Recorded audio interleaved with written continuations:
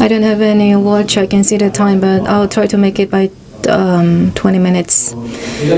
So my presentation is about the Drift Diary to Joseon, written by Japanese, about their experience about drifting to Joseon. It covers a lot of stuff, but what's really noteworthy is that there are a lot of drawings.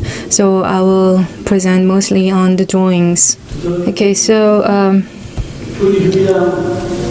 we're gonna see how these drifters were doing at the time of the drift. So it started from Okinawa Erabujima, which is current Okinawa Island, and at the time it was called Satsuma Prefecture, so it was very southern part of Kyushu, and for 2 years they were working on that as an official duty, and on their way back to their hometown they were hit by a typhoon. And this spot numbered as number 1 was where they started to go back to Kagoshima, but they happened to arrive. This is the starting point, and they happened to arrive and here, although they tried to go back to Kagoshima. So this is the current Seocheon area. At the very tip of this city, we can see the Maryangjin, and that's where they ended up after drifting. So that's where this whole drift diary starts. And the Yashida, the author, is a warrior, and he also left the drawing of the port. And that is the port, or one of the drawings that we could see from the drift diary as Maryangjin. It's very detailed, and all these routes and paths, and we can see the seawall here, and inside the seawall we can see Maryangjin, a base for military base, and they could not get in there at first, and they were drifting, and they kept a very close records of that, where they stayed, on what dates. And on their way back, they also kept a log of the drift, and what's of really value is their record of how they travel this sea route. It's not just about general description, but he drew like a red line to mark his own journey on the map. So by passing through these islands and Pukyoung and through this southern coast, he went to Dadepo and Uwanpo, and he stayed there, and through Tsushima and Nagoshima, and he came back to his own hometown. So that is kind of a journey by the dates. His journey started in 1819, like 200 years ago from now, and they set out the journey in June.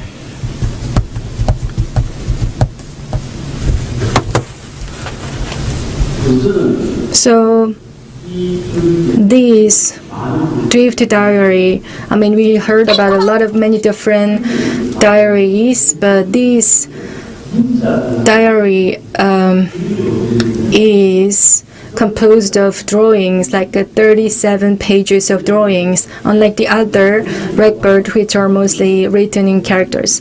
And it also covers the conflict he had, or the author experienced, with the Joseon officials. So it's not just a simple description of his journey or the drift route, but it contains very detailed description of what he experienced.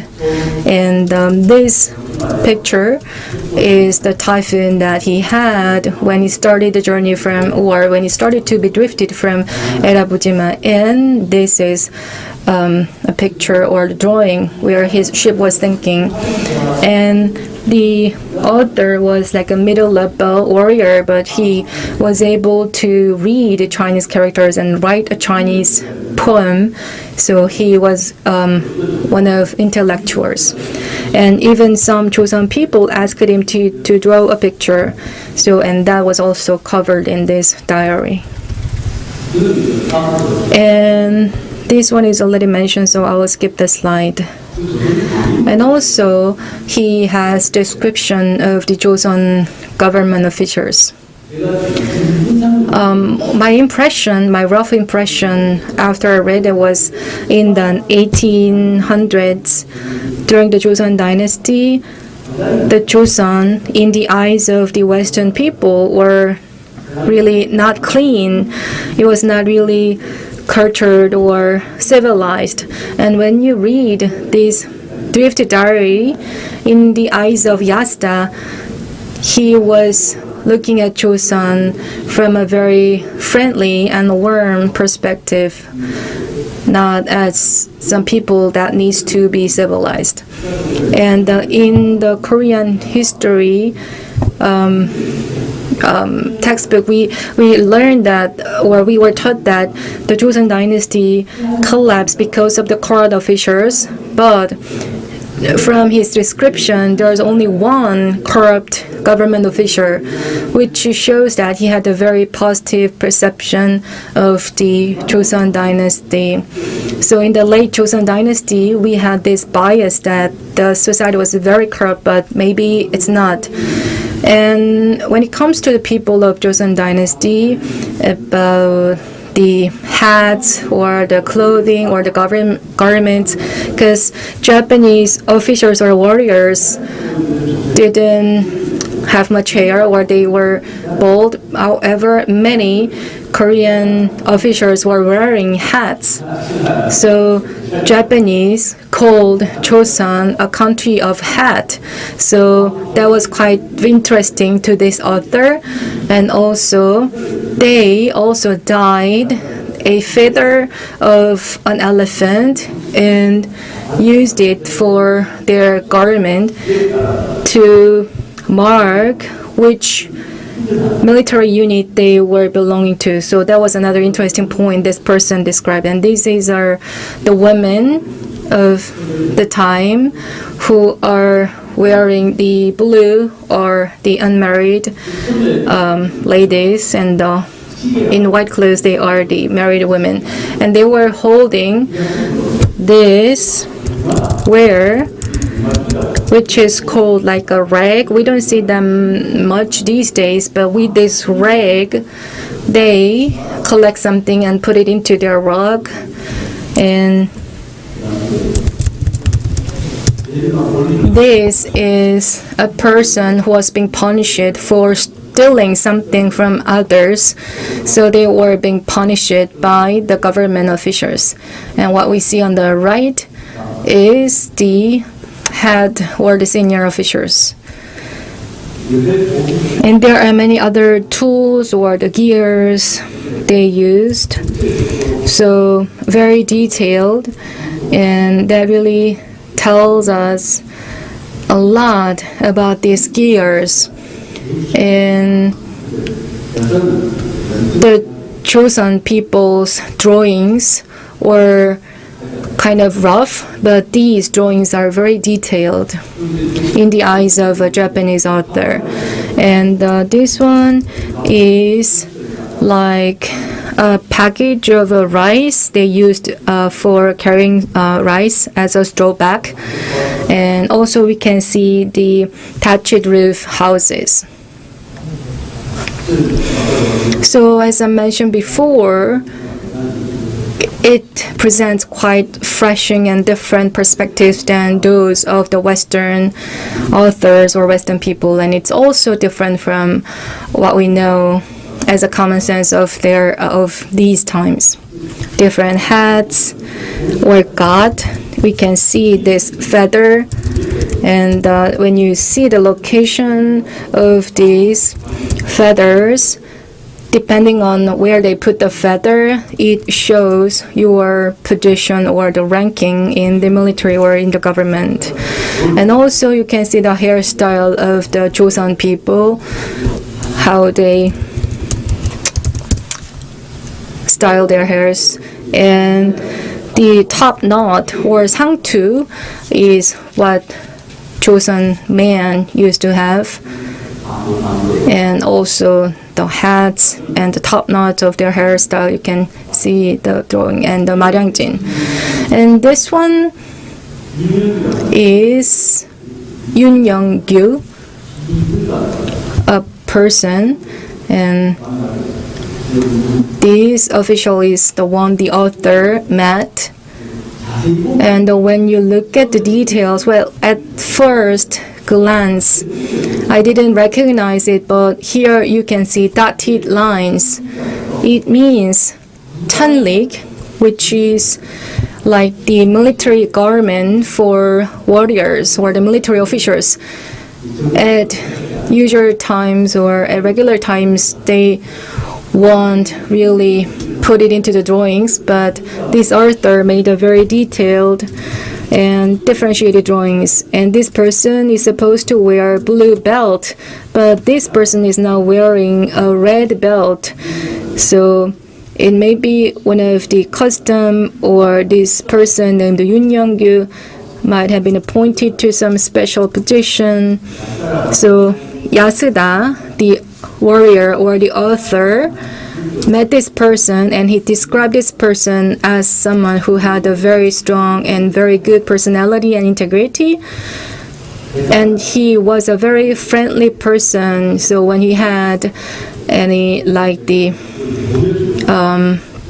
pains in his belly, then he cared for him.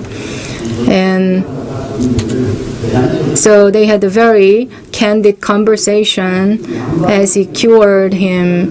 We thought that these high-ranking officials or yangban, or the high class of the time, were not really friendly or kind, but from their conversation we can see they were very friendly, kind.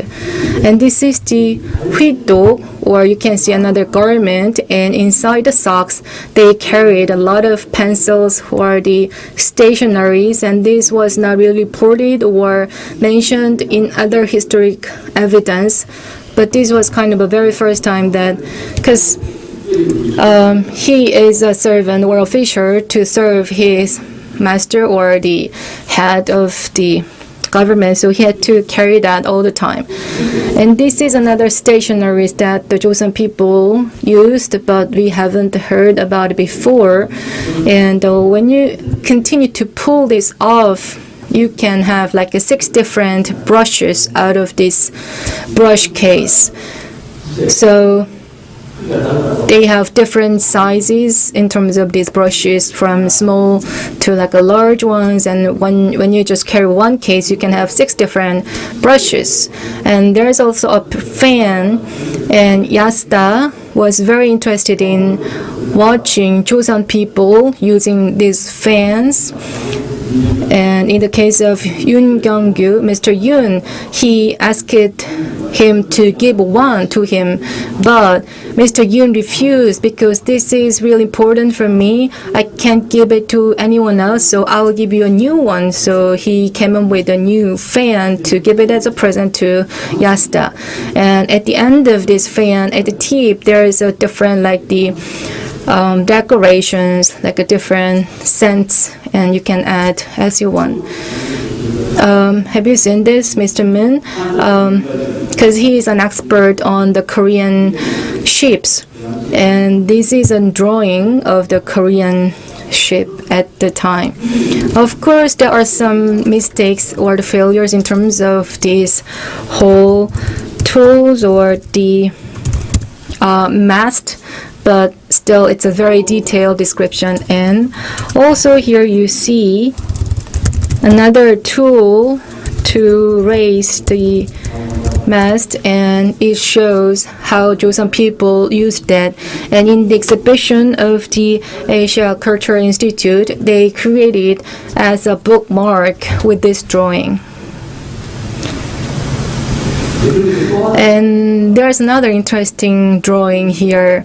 So the author described the life of Joseon people, and on the other hand, he wrote about his own route, how they moved from this mountain to Wido Island, starting from Maryang진 to Pukyoung Mountain to Palgumdo. So this whole journey, or the route, was typically taken or not taken by merchants. From as I see it, Yasuda's return route was intentionally changed or modified for some military reasons. So there is some kind of the motive of Joseon people, because they didn't tell him the name of the mountain. And Yasuda, when he saw the mountain along the coastlines, there were two houses, and he called it like an island with two houses, because no one at the time told him the true name of the island, so he named it. So for the Joseon officials, they didn't want to share this information, like geographic information, with these Japanese. And there's a Yongpo, Busanpo, and Jeonpo. They had these three different towns, and there's a route, and the route was how Japanese people attacked during this Imjin war. So maybe they didn't want to share that information with this author. And this is around the capital, and the route looks like he was really he might be lost, because he was like taking circles around this capital. And finally, after this island with the two houses, after he passing through the island, he got sick and he could not continue to keep logs or the drawings, so he just had a very rough illustrations. So we don't have much information about the southern part of his journey, or the Korea. And next, it's about Busan. So for a quite long time, well, in terms of the period, Dadepo, Uampo are where he stayed the longest time, and we could see many different and detailed pictures or drawings. This is the Uampo. And well, I happened to move to near this Uampo area, and I compared our current region and with this map.